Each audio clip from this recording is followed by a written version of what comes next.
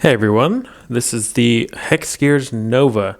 This is the TKL version. There's a larger full-size version, and you need to stop what you're doing and buy one of these as soon as possible because they are half off right now. The TKL version's $44.99 plus shipping, and the larger one is $49.99 plus shipping. These are fantastic keyboards, regardless of whether you are new to mechanical keyboards or if it's something that you're very into. I like them a ton. They're full RGB. They have a metal backplate. They have a nice dust cover, which I know it's kind of like what they ship with as far as like protection for packaging and stuff, but it does come included. And I really can't recommend them enough. It's sold by Kono, K-O-N-O. Kono, from what I can tell, makes the Mashtrap Control, the Mashtrap Alt, Mashtrap Shift keyboards. They're extremely similar, and they're very, very high quality. I like this a lot. This particular model is the TKL, the 87 key with blue anodized metal casing and Hakko clear switches, which are somewhere in between MX brown and MX clear. These are MX compatible, so I'm going to take the dust cover off. This is what they're shipped with. So if you just want to store it on your desk, you want to keep dust and dirt and crap out of your keyboard, feel free to store it with this on top, but I'm going to take this guy off. Again, they're MX compatible, so here's your keycap here, fully MX compatible, and these are shine through ABS. They are RGB switches. I cannot state enough how good this keyboard is for the money. I can't imagine a better keyboard for $45. These are fantastic. The switches are a little different feeling. The Hakko clears, they're a little different feeling than the MX brown and MX clear. They're somewhere in between. They do have a tactile bump, but I wouldn't say that they're as tactile as either one, but they are very smooth. And the nice part is that, again, I'll take this key off and I'll show you here. They are like a box style switch. So with that, you get very linear travel up and down, and you don't get very much side to side play when you're just idle here at the top. MX switches tend to wobble quite a bit. And that includes MX clones such as Gatoron, Kale, or Otemu, or anything like that. You do get a little bit of wobble. With the box switches, you don't get that nearly as much. You probably get, let's say, an 80 to 90% reduction in wobble.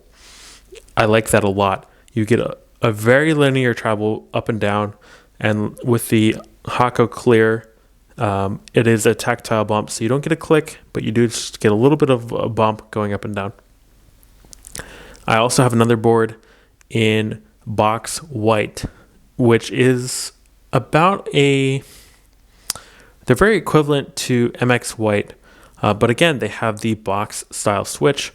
So you get the linearity and the stability of a box style switch with the feel of like an MX white, which is somewhere in between a MX blue. You get the tactile and clicky part, but more of the feel of like an MX brown. I really, really like the box white. I think that would be probably my choice for this board. And again, this is the blue anodized version. There is a gray anodized version and a black anodized version. You get a very rounded case, perfect anodizing. There's no color variation or anything like that in the case, and It does go on the back as well.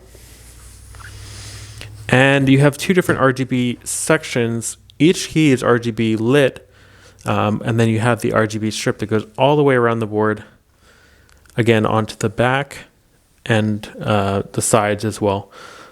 So you can change all of that with the function keys. And this board is 100% onboard controlled.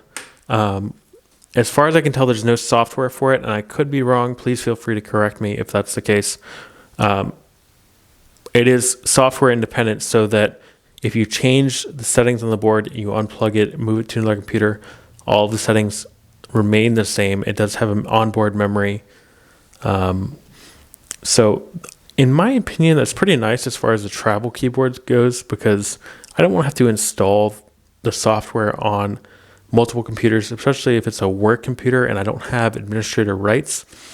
I would like to change the settings on the keyboard itself and then just have it memorize those settings and then change it afterwards. The keycaps themselves are ABS double shot. They're not PBT, but they're a decent ABS. Let's see if I can get the camera to focus on them. And like I said, they're decent, but they're not PBT. They're a average width and thickness. They feel okay. They're not particularly rough. They're not particularly smooth or shiny, but they do shine through, and they have a very natural looking aesthetic to them. I don't mind them. And I think part of the reason that I don't mind them so much is because they're sitting on top of box switches. And the box switches give a natural, stable feel to these keys where normally you wouldn't necessarily feel that with a regular MX switch, and you would want to feel like a firmer, more defined PBT styles keycap. But I think the combination of ABS and the box switch, you don't have really that wiggle back and forth with the keycap itself. So it almost makes the ABS feel a little bit more premium than it actually is. One of the downsides of this board is that it doesn't have a standard layout at the bottom row. You can see that the function key and the right click or the menu key and the Windows key are smaller than the Control and Alt keys.